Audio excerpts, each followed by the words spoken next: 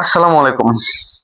একটি সংবাদ ২-৩ দিন যাবৎ ছড়িয়ে পড়ছে যে কোনো মুহূর্তে আমেরিকা ইরানে হামলা চালাতে পারে।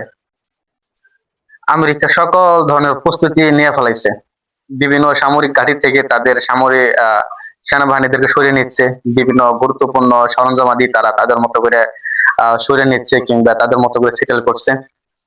বিশেষ করে কাতার, সৌদি আরব এবং ওমান সহ এই সমস্ত ঘাঁটি থেকে তাদের সামরিক বাহিনীগুলো সরিয়ে বিভিন্ন নেভাল বিচের মধ্যে তারা সেটেল করছে আরকি। বিভিন্ন নৌযানের মধ্যে তারা সেটেল করছে যেখান থেকে তারা আক্রমণ করবে তাদের পজিশন অনুযায়ী। অন্যদিকে ইরানও তাদের মতো করে প্রস্তুতি নিচ্ছে, তাদের আকাশ প্রতিরক্ষা জোরদার করছে, তাদের লাখ লাখ মিসাইল ইরানের ভিতরে মজুত করে রাখছে, সেগুলা সেটেল করছে মরুভূমির মাঝখানে, তাতে যে কোনো মুহূর্তে আক্রমণ করতে পারে।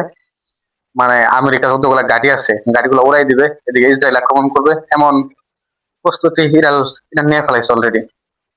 মানে ভাগে ভাগে লড়াই হবে, দুই দিক থেকে দুই ভাগ প্রস্তুত।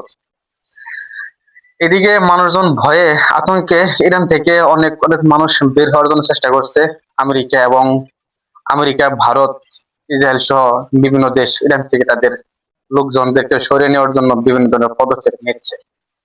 ঠিক সেই মুহূর্তে খবর এলো সৌদি আরব, ওমান এবং কাতার ৩ দেশ মিলে ইরানে হামলা ঠেকিয়ে দিল।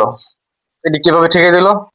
এটা কূটনৈতিক চ্যানেলের মাধ্যমে আলোচনা করে বোঝাপড়ার মাধ্যমে এই হামলা ঠেকিয়ে দিল, এমন খবর সামনে আসছে। সেখানে বলা হয়েছে তারা আমেরিকাকে নাকি বোঝাতে সক্ষম হয়েছে যে এখানে হামলা করার প্রয়োজন নেই। ইরান কিছুটা নমনীয় হবে আগামীতে। নমনীয় হবে বলতে যে সমস্ত লোকদেরকে ফাঁসি দেওয়ার কথা ছিল ইরানের, মানে যারা বিদ্রোহ জন্য মাস্টার মাইন্ড হিসেবে কাজ করছে, তাদের অনেকে হয়তো ফাঁসি দিব না, তাদের বিচারটা হয়তো বা কিছুটা বিবেচনা করবে ইরান। এটা হয়তো বোঝাতে সক্ষম হয়েছে। আরেকটি বিষয় বোঝাতে সক্ষম হয়েছে, সেটা হইতেছে যদি ইরান আক্রমণ করে, ইরান তো কম না, তারা তো এদিকে পাল্টা আক্রমণ করবেই, এদিকে হরমুজ প্রণালী বন্ধ করে দেব। যদি হরমুজ প্রণালী বন্ধ করে দেয় তাহলে সারা বিশ্বব্যাপী একটি অর্থনৈতিক সংকট পড়বে। বিশেষ করে ইউরোপ কান্ট্রি গুলা তারা অর্থনৈতিক সংকটের মধ্যে পড়বে, কারণ তেলের দাম কয়েক গুণ বেড়ে যাবে।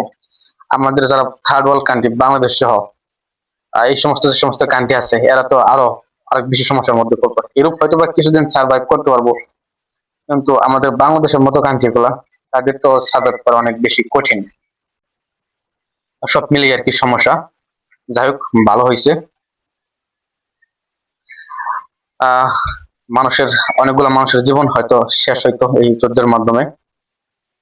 যাই, অনেক ভালো হয়েছে। আশা করি সামনে আর কোনো যুদ্ধ হবে না, সবকিছু কূটনৈতিক চ্যানেলের মাধ্যমে সমাধান করবে। আর এদিকে ইরান এগিয়ে যাক, ইরান তাদের বাঘের মতোই থাকুক, এবং এরই আমরা আশা করি। ইরানের জন্য শুভকামনা এবং মধ্যপ্রাচ্যের জন্য শুভকামনা। এই ছিল আজকের শেষ খবর। পরবর্তী খবর পাওয়া মাত্র আপনাদেরকে জানিয়ে দেওয়া হবে। ধন্যবাদ।